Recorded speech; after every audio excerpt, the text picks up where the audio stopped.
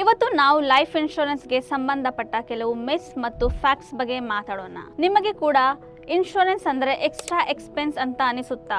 ಹೌದು, ಅಂದರೆ ನಿಮ್ಮ ಫ್ಯಾಮಿಲಿಗೆ ನೀವು ದೊಡ್ಡ ರಿಸ್ಕ್ ತಗೊಳ್ತಿದ್ದೀರಾ. ನಿಜ ಅಂದರೆ ಇನ್ಶೂರೆನ್ಸ್ ಸ್ಟೇಟಸ್ ಹಾಗಲ್ಲ, ನಿಮ್ಮ ಫ್ಯಾಮಿಲಿ ಫೈನಾನ್ಷಿಯಲ್ ಸೆಕ್ಯೂರಿಟಿ ಆಗಿ ಇರುತ್ತೆ. ನಾಳೆ ನೀವು ಇಲ್ಲ ಅಂದರೆ ನಿಮ್ಮ ಫ್ಯಾಮಿಲಿಗೆ ಇದು ಸ್ಟ್ರಾಂಗ್ ಫೈನಾನ್ಷಿಯಲ್ ಸಪೋರ್ಟ್ ಆಗುತ್ತೆ. ಮಿಡಲ್ ಕ್ಲಾಸ್ ಜನರಿಗೆ ಪ್ರತಿ ಚಿಕ್ಕ ದೊಡ್ಡ ವಿಷಯಕ್ಕೆ ಪ್ಲಾನಿಂಗ್ ಮತ್ತು ಬಜೆಟಿಂಗ್ ಮಾಡಬೇಕಾಗುತ್ತೆ. ಆದರೆ ಎಮರ್ಜೆನ್ಸಿ ಯಾವತ್ತೂ ಹೇಳಿಕೊಂಡು ಬರಲ್ಲ. ಟೈಮ್ಗೆ ಮುಂಚೆ ಪ್ಲಾನಿಂಗ್ ಮಾಡದೇ ಇದ್ದರೆ ಕಷ್ಟ ಸಮಯದಲ್ಲಿ ನಿಮ್ಮ ಫ್ಯಾಮಿಲಿ ಇಮೋಷನಲಿ ಮಾತ್ರ ಅಲ್ಲ, ಫೈನಾನ್ಷಿಯಲಿ ಕೂಡ ಸ್ಟ್ರಗಲ್ ಮಾಡಬೇಕಾಗುತ್ತೆ. ಹಾಗಾದರೆ ಇವತ್ತು ಲೈಫ್ ಇನ್ಶೂರೆನ್ಸ್ಗೆ ಸಂಬಂಧಪಟ್ಟ 4 ಕಾಮನ್ ಮಿಸ್ಕನ್ಸೆಪ್ಷನ್ಸ್ ನೋಡೋಣ.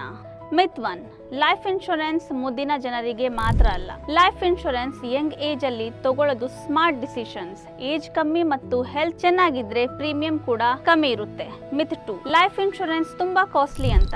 ಇವತ್ತು ಟರ್ಮ್ ಇನ್ಶೂರೆನ್ಸ್ ಪ್ಲಾನ್ಸ್ ತುಂಬಾ ಅಫೋರ್ಡಬಲ್ ಇವೆ. ಕೆಲವೊಮ್ಮೆ ಡೈಲಿ 1 ಕಪ್ ಕಾಫಿ ಕಾಸ್ಟ್ ಗಿಂತ ಕಮ್ಮಿಯಲ್ಲಿ ಕ್ರೋರ್ಸ್ ಕವರೇಜ್ ಸಿಗುತ್ತೆ.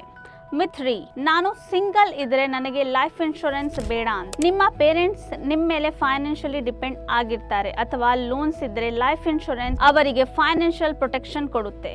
ಮಿತ್ 4, ಕಂಪನಿ ಇನ್ಶೂರೆನ್ಸ್ ಸಾಕು ಅಂತ. Employer insurance usually limited coverage ಕೊಡುತ್ತೆ ಮತ್ತೆ ಜಾಬ್ ಚೇಂಜ್ ಆದ್ರೆ ಅದು ಮುಗಿಯಬಹುದು. ಅದಕ್ಕೆ ಪರ್ಸನಲ್ ಲೈಫ್ ಇನ್ಶೂರೆನ್ಸ್ ಪಾಲಿಸಿ ಇರುವುದು ಸೇಫರ್ ಆಪ್ಷನ್. ಇನ್ಶೂರೆನ್ಸ್ ನ ಮಿತ್ ನಂಬಿಕೊಂಡು ಅವಾಯ್ಡ್ ಮಾಡಬೇಡಿ. ಕರೆಕ್ಟ್ ಇನ್ಫಾರ್ಮೇಶನ್ ಇಂದ ಡಿಸಿಷನ್ ತಗೊಳ್ಳಿ ಮತ್ತು ನಿಮ್ಮ ಫ್ಯಾಮಿಲಿ ಫೈನಾನ್ಷಿಯಲ್ ಫ್ಯೂಚರ್ ಸೆಕ್ಯೂರ್ ಮಾಡಿ. ಈ ತರ ಇನ್ಫಾರ್ಮೇಟಿವ್ ಕಾಂಟೆಂಟ್ಸ್ ಬೇಕಂದ್ರೆ ನಮ್ಮ ಚಾನೆಲ್ಗೆ ಸಬ್ಸ್ಕ್ರೈಬ್ ಮಾಡಿ.